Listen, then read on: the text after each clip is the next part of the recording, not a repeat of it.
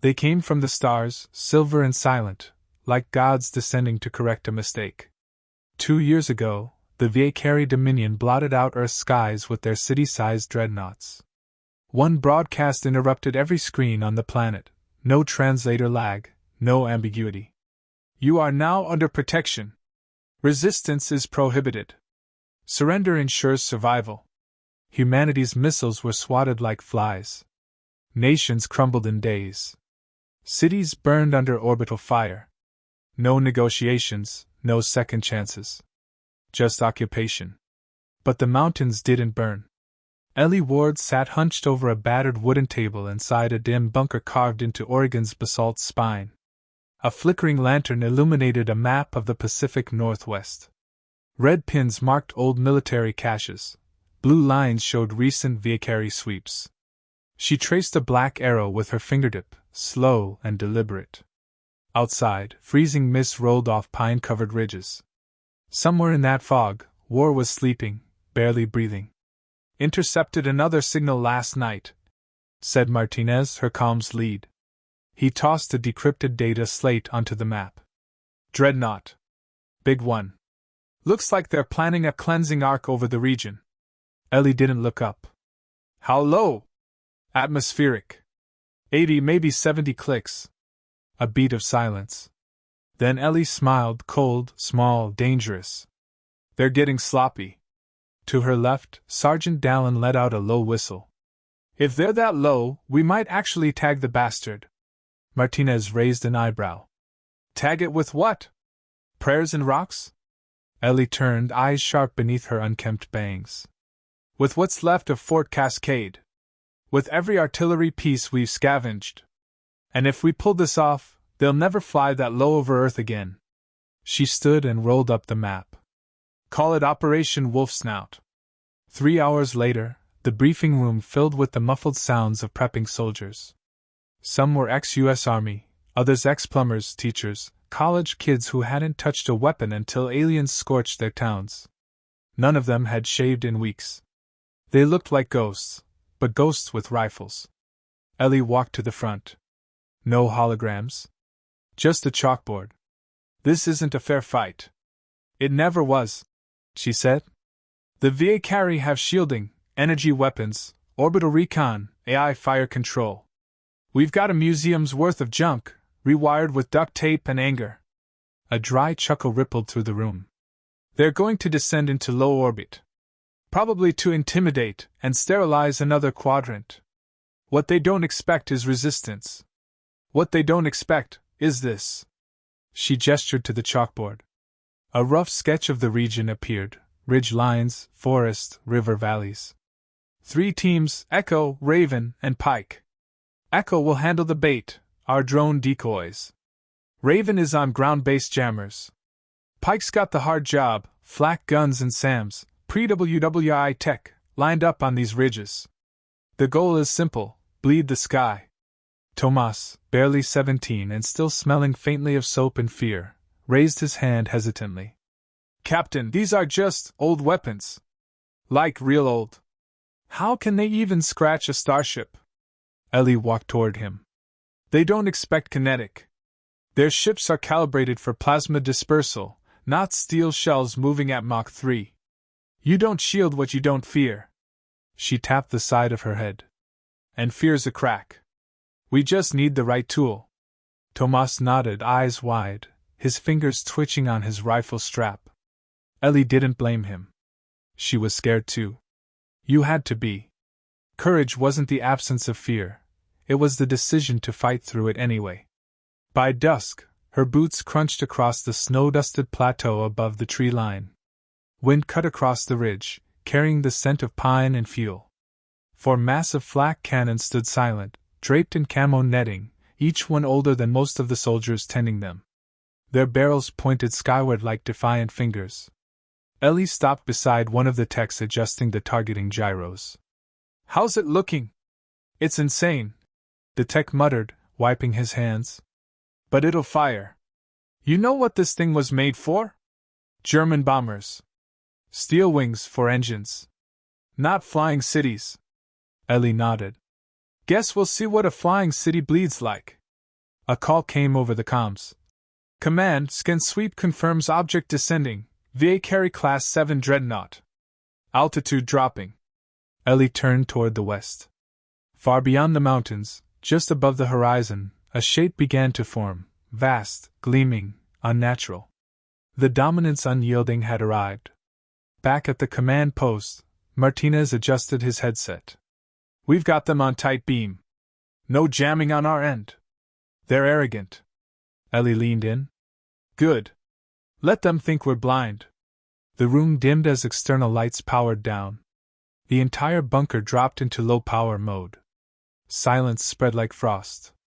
Calm silence in effect, Ellie ordered. All teams prepare to engage. Targets in range within 8 minutes. Wait for the call. A low rumble vibrated through the mountain. Outside, frost shook loose from pine branches. Ellie felt it in her chest, more like a presence than a sound. Then the sky darkened. Not from clouds. From shadow. The dreadnought now filled the upper sky, eclipsing stars with its sleek black hull. Blue thruster glow traced its underside like a serpent's belly. Massive ventral gun arrays shifted in their sockets. Tomas stood outside beside one of the cannons, staring up, slack-jawed. It's huge. Everything's huge, Ellie said beside him, checking her sidearm. Until it falls. Her earpiece clicked. Raven Team's voice came in, hushed. Drones deployed. Drawing fire. On cue, small humming figures zipped into the air, heat signature matching decoys made from scrap drones and jet engines. The dreadnought lit up, plasma turrets firing in clean, graceful arcs. Light danced over the valleys in deadly blue ribbons. Echoes in play. Now we wait. Tomas turned to Ellie. What if this doesn't work? She looked up at the monstrosity blotting out the moon, then at the rusting, oiled barrel beside them. If it doesn't work, she said steady, they'll never know how close they came to losing. A long, tense beat. Then, target lock confirmed. All batteries, ready to fire. Ellie took a breath, keyed her mic. This is Captain Elira Ward. Operation Wolfsnout, execute. High above Earth's trembling forests, the Dominant's unyielding hung in the atmosphere like a silent judge. Its hull, smooth as obsidian, shimmered with alien light, a crescent moon forged by machines older than most species in the galaxy. Inside, a war council convened, cool, quiet, and utterly confident. Arch-Commodore Vextor Renil stood before a projection of Earth's surface. His eyes, golden and slitted like a hawk's, swept the terrain dispassionately. Primitive, he muttered. Forest, stone, ice. A feral world ruled by weather. His adjutant, Second Mind Kreltil, motioned toward a console. Resistance networks persist in this sector. Small energy signatures. Kinetic discharge potential is non-trivial. Vextor scoffed. Let them throw stones. They lack shielding, sublight cannons, or even orbital comms. If they resist, we vaporize them. If not, we extract their remaining genetic samples and sterilize the valley. Kreltil hesitated. The dreadnought's shielding is optimized for plasma-based combat. Atmospheric descent makes us vulnerable to nothing. Vextor interrupted, his voice sharp. Lower the ship. Prepare for ground force deployment. Ellie Ward stared through the portable scope, the lens trained on the underside of the descending behemoth. It was closer now. Close enough to see the shifting seams of armor, the shimmer of weak atmospheric shields straining against Earth's dense weather systems. The wind howled along the ridge. Her headset crackled. Echo Team confirms distraction phase complete. Raven Team's jammers are live. Copy, Ellie said. Pike Battery, stand by to engage. The flak cannons, four massive beasts dragged from old bunkers and restored with blood and welding torches, sat waiting on hydraulic pivots. Beside them, volunteers clutched metal ear covers and rosaries. She crouched beside Tomas, whose pale fingers were wrapped around the firing lever of Cannon 3. First time firing one? She asked. He nodded, eyes fixed upward. First time I've seen a skyship in person. Feels impossible. Everything does, Ellie said. Until it falls.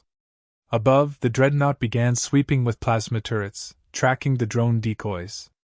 Bright arcs of blue fire lit up the sky, clean, precise, terrifying. The drones spun erratically, their heat signatures bouncing from thermal balloons. One flared and detonated prematurely, drawing attention, not suspicion. The plan was working. Inside the command cabin, Vextor narrowed his eyes. Annoying gnats. Target the source. Kreltil turned. We detect coordinated heat blooms along the ridgelines. Scatter ordnance, Vextor said. Fire once. Make an example. On the ridge, Ellie saw the shift, turrets pivoting, targeting data converging. She keyed her mic. Now. The sky detonated. Flak cannons erupted, vomiting thunder into the heavens. Steel shells, heavy, primitive, unstoppable, screamed toward the dreadnought. The entire mountain range shook under the recoil. One missed. Another clipped a shield node, flaring uselessly. Then impact. A direct hit on a forward vent. A plume of black smoke bled from the ship's underbelly. Fires sparked along its ventral hull, blue energy surging erratically. A cheer rose from Battery 1. Direct hit! Someone shouted. Reload! Ellie ordered, already cycling her scope to the next position. Keep the rhythm, make them feel it. Inside the dreadnought, alarms bloomed in crimson overlays. Structural breach in auxiliary exhaust channel. Kreltil barked. Vextor's face twitched. How? Kinetic artillery. Unshielded corridor. Their aim was calculated. Vextor snarled, mandibles clicking. They're throwing museum relics at a god ship. Those relics just burned our secondary heat exchanger. Ellie watched another volley streak upward. This one curved, almost lazily, and slammed into the ship's undercarriage with bone-shaking force. The dreadnought shuddered. Martinez's voice came over the line. SAMs are tracking lock. 2 missiles away. Down the valley, 2 shoulder-launched rockets streaked upward in narrow, elegant spirals. The first was intercepted by a plasma lance. The second, barely noticeable in the chaos, slammed into an already scorched hull plate, right above the hangar bay. A muted flash. Then orange flames. Tomas gasped. We're hurting it. Ellie didn't take her eyes off the sky. That ship's alive. It can feel pain. And now it knows it can bleed. Vextor paced as fire crews struggled to contain the damage. The ship's altitude dipped, stabilizers groaning under strain. Prepare drop pods, he snapped. Deploy ground forces. I want the insects who fired those shells skinned before nightfall. But, I said deploy. Kreltil bowed and left. In the sky, the dreadnought opened like a metal flower. Dozens of silver pods rained down, tails blazing, their trajectories arcing over the mountain ridges. Ellie's heart pounded. They're dropping troops, she said. They're angry. They should be, Martinez replied. We just embarrassed them. As the drop pods fell, Ellie issued new commands. Echo Team, move to fallback zone. Raven, burn the jammers. Pike stays. We hold this ridge. Tomas looked at her. We're staying? We're finishing what we started. In the distance, smoke bled across the twilight sky. Flames dotted the dreadnought's hull like open wounds. For the first time, it looked less like a ship, and more like prey. VA-carry drop pods slammed into clearings and cliffsides, hissing open. Troops emerged, sleek, chrome-armored, digitigrade, their rifles humming with plasma charge. But they didn't understand the ground beneath their feet. One squad was swallowed by a hidden IED. Another slipped down a rock slide. Others were picked off by snipers hiding in the treetops. This wasn't a battlefield. It was a trap. On the ridge, the last flak cannon was reloading. Ellie grabbed a shell herself, slamming it into the loader. These are the moments, she muttered, where history turns. Tomas looked up. Captain? She met his eyes. Fire again. With a final, thunderous boom, the fourth shell screamed skyward, aimed not at random, but at a glowing gash near the dreadnought's engine housing. It vanished into smoke. A second later. Impact. The dreadnought lurched. Then fire. Then, an entire section of its engine plating tore free, trailing molten shards. The crowd below watched as the impossible happened. A godship began to fall. In the stunned quiet, Martinez whispered, "Captain, what did we just do?" Ellie stared at the sky, fire reflected in her eyes. "We made the sky bleed." The mountain was quiet, too quiet. The kind of stillness that wrapped itself around you like a noose. Ellie Ward stood at the ridge's edge, snow swirling around her boots. Smoke trailed from the distant wreckage of the Dominant's unyielding, its ventral hull aflame, massive engines flickering. The dreadnought wasn't falling, not yet, but it was hurt. Badly. Behind her, flak cannons groaned, their ancient mechanisms cooling. Shells were gone. Crews were bleeding. But the ridge held. Below, silver pods hissed open across the valley floor. The Akari infantry emerged, methodical and precise. Plasma weapons lit up tree trunks like kindling. Their formation advanced with terrifying elegance. Ellie turned. "Raven team. Time? 5 minutes until full ground contact," Martinez replied, his breath fogging. Tomas adjusted his scope from the trench. "They're heading straight for our left flank. Fast. They're used to terrain that listens," Ellie said. "This one fights back." In the valley, the aliens met Earth. The Akari soldiers moved in clean lines, guided by helmet optics and battle AI. But the forest was chaos. Jagged rock. Cold wind. Mud slicks and tangled brush. A detonation shredded their vanguard, a buried shell from a museum, turned landmine. Another squad vanished in a collapse triggered by an old tree trunk rigged with charges. From the shadows, human rifles barked. Hunters in mismatched gear, hiding in roots, cracks, and snowbanks. No energy readings. No heat signatures. Just ghosts. The aliens returned fire. Plasma burst, carving into pine and stone. The air boiled where beams passed, but they were shooting shadows. Ellie ducked as a plasma bolt scorched the rocks behind her. She tapped her earpiece. "Pike command to all units, hold the ridge. Suppress anything climbing." Another voice cut in, gravelly, tired. "Dallin, pin 2 clicks east. We're running out of cover, L. They've got climbing gear. At least 2 squads moving up the eastern wall." Ellie glanced to her right. No one else had a clean angle. "I'll intercept. You hold. Don't let them crest." "Copy that." She turned to Tomas. "You're in command of this position now." His face froze. "What? No, I can't." "Yes, you can," she said, pressing her sidearm into his vest. "You know the plan. You hold this gun. You fire when they breach visual. And you survive. Got it?" He swallowed hard, then nodded. "Yes, Captain." "Good man." She moved fast, skimming the ridge toward the east cliff. Ice cracked underfoot, and smoke drifted down from above like ash. Below, flashes of gunfire flickered, small, human against something much bigger. As she climbed higher, a memory returned uninvited, her old unit, burned alive on the tundra during first contact. Orbital fire, fast and absolute. She'd survived because she was too slow to follow the order. The shame never left. But neither did the rage.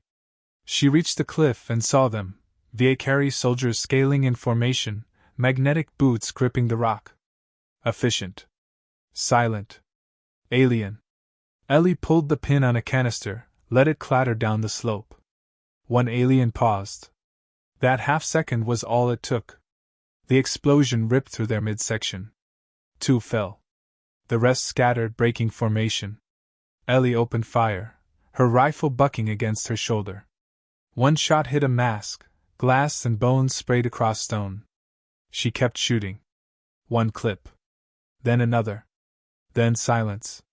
Meanwhile, the dreadnought above groaned, a sound like a city twisting in its death throes. Martinez called in from command. They're trying to stabilize. Energy readings spiking.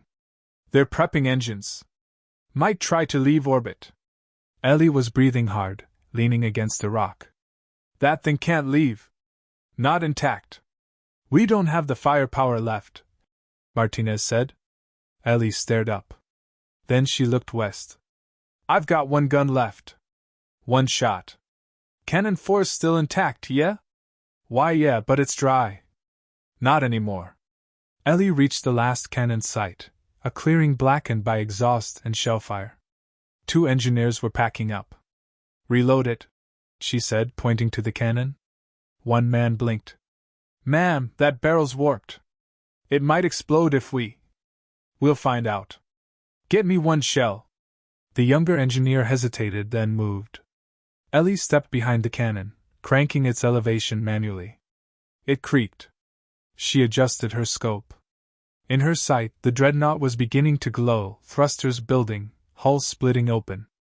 A final burn to orbit. A retreat. She steadied the targeting. Below the engines, a panel had blown free earlier. Through it, glowing blue arcs of a core housing flashed. She exhaled. Come on, she whispered. Just one good hit. The cannon thudded as the shell dropped into place. She gripped the lever. Clear. The men ducked. She pulled. The cannon fired with a metallic roar. The barrel groaned, coughed smoke, but it held.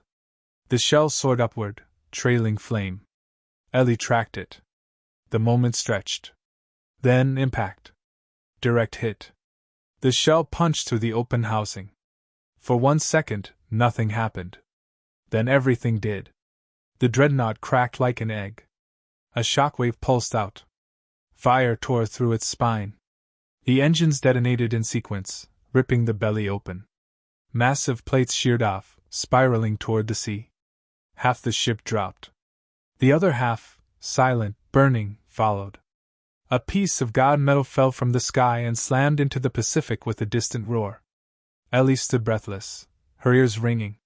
Back on the ridge, Tomas watched through binoculars, mouth open. Martinez whispered, "They're falling." The entire valley paused, humans, aliens alike, watching as the great ship died above them. In the silence that followed, Ellie keyed her mic. "This is Captain Elira Ward. Confirm, the dreadnought is down. Repeat, it's down." No one spoke. Then a cheer broke out. Then another. Voices rose, shouts, tears, laughter. Earth's sky was scarred, but it was theirs again. That night, in a repurposed radio shack, a satellite array buzzed back to life. Engineers rerouted broadcast lines. Ellie stood before the camera. Her uniform was torn, her face smudged with soot. She didn't read from a script. She didn't rehearse. She just spoke. To anyone listening beyond Earth, we were told we'd be protected. What they meant was conquered. They came with fire. We answered with steel. They thought we'd surrender. Instead, we stood. And today, one of their gods fell from the sky. We're not prey. We're not pets. We are human. Remember that. She looked into the lens steady. This is not the end. It's the signal flare. The screen went dark. On distant planets, across Vicari space, species watched the footage in silence. In some places, people cheered. In others, they trembled. In all, one name echoed: Earth.